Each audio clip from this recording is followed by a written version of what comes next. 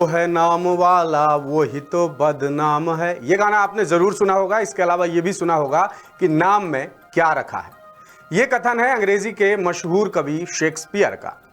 गाहे बगाहे हम इस कथन का इस्तेमाल करते ही रहते हैं और मध्य प्रदेश के कर्मचारी चयन मंडल यानी ईएसबी पर यह कथन सटीक भी बैठता है और यह गाना भी सटीक बैठता है, क्योंकि पहले इसका नाम व्यावसायिक परीक्षा मंडल यानी व्यापम था। बड़ा घोटाला उजागर हुआ तो नाम कर दिया गया प्रोफेशनल एग्जामिनेशन बोर्ड यानी पीईबी। लेकिन नया नाम रखने के बाद भी घपले घोटाले नहीं रुके तो सरकार ने फिर नया नामकरण कर दिया, कर्मचारी चयन मंडल यानी ईएसबी। अब सवाल वही है कि क्या नाम बदलने से काम भी बदल जाता है?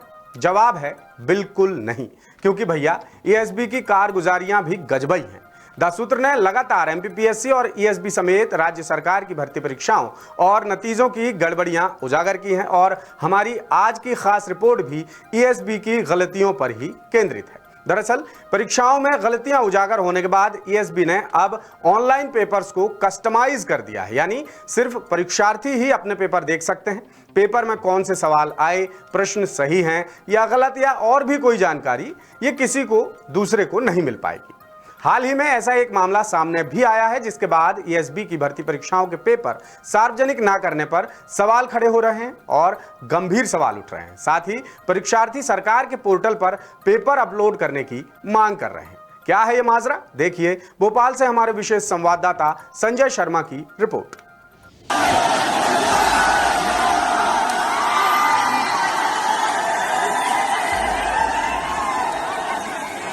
मध्य प्रदेश कर्मचारी चयन मंडल यानी ईएसबी ने 2023 में हाई स्कूल यानी उच्च माध्यमिक शिक्षक पात्रता परीक्षा कराई थी, जो लगातार विवादों में बनी हुई है।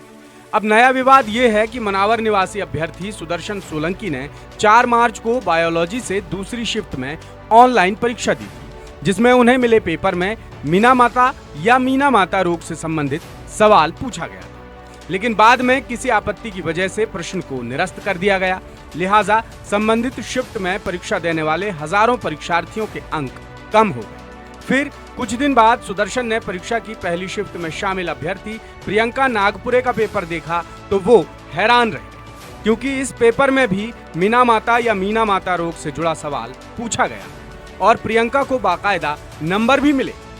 फिर बड़ी गड़बड़ी की आशंका जताते हुए सुदर्शन ने मुख्य सचिव से लेकर सामान्य प्रशासन विभाग, ईएसबी के चेयरमैन और स्कूल शिक्षा विभाग के पीएस समेत लोक शिक्षण आयुक्त को चिट्ठी लिखकर शिकायत दर्ज कराई। कुछ दिन बाद ईएसबी कंट्रोलर की ओर से अभ्यर्थी को जवाब मिला कि मंडल ने एक्सपर्ट पैनल से प्रश्न की जांच कराई, जिसमें तकनीकी खामी मिलने पर प्रश्न को निरस्त करने की बात सामने आई।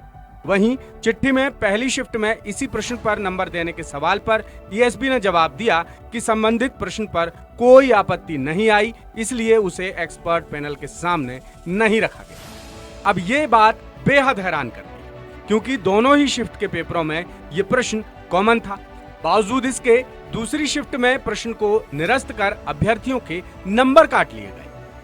अब आपको दोनों शिफ्ट में पूछे गए सवाल के बारे में बताते हैं। पहली शिफ्ट में ईएसबी ने पूछा था पारा प्रदूषण के कारण ब्लैंक होती है। इसके 4 विकल्प थे: मीना माता रोग, ब्लू बेबी सिंड्रोम, इटाई रोग और क्यासानूर फॉरेस्ट रोग।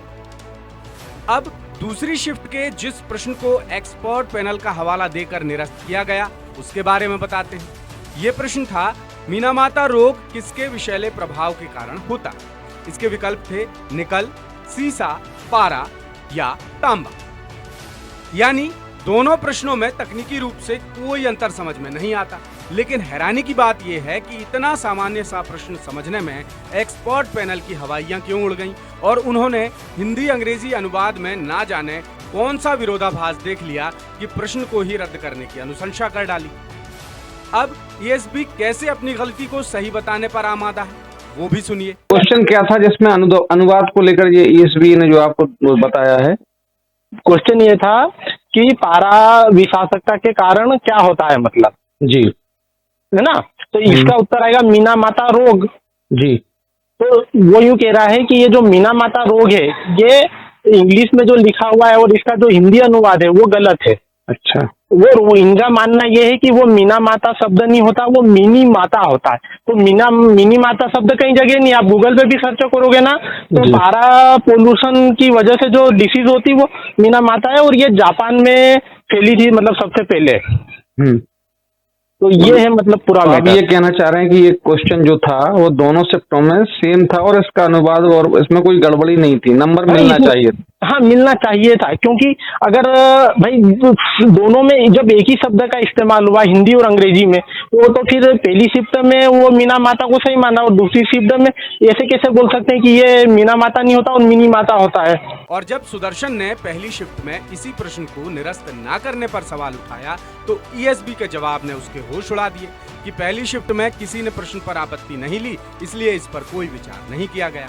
अब ये लापरवाही और सीनाजोरी की हद नहीं तो और क्या।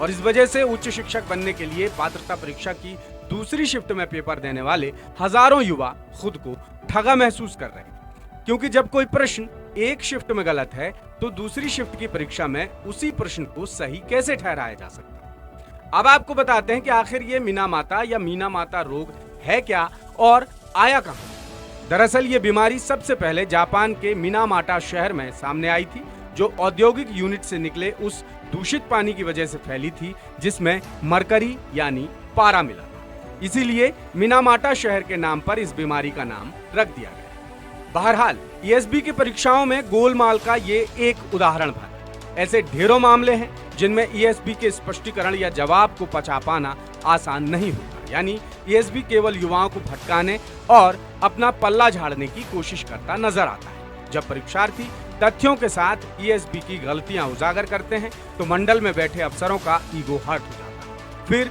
जब कभी कुछ भी लीक होता है तो कोर्ट से आदेश लाने की बात कहकर मामले को टाल दिया जाता है, क्योंकि अधिकारियों को भी पता है कि बेरोजगार युवा हाई कोर्ट में आखिर केस कैसे लड़ पाएंगे।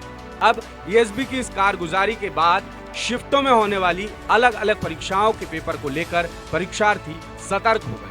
हालांकि ईएसबी हर बार की तरह फिर गड़बड़ी करने का कोई ना कोई नया रास्ता खोज ही लेगा, लेकिन अब अभ्यर्थी इस गोरख धंधे को देखते हुए प्रदेश सरकार और ईएसबी से हर परीक्षा और उसकी शिफ्टों में दिए जाने वाले ऑनलाइन पेपर्स पोर्टल पर अपलोड करने की मांग कर रहे हैं। और अब देखने वाली बात यह होगी कि अपनी कारस्तानियों को छिपाने वाला ईएसबी युवाओं की मांग पर क्या रुख अपनाता है, और ये भी देखना होगा कि सरकार इस पर कोई एक्शन लेती है या नहीं।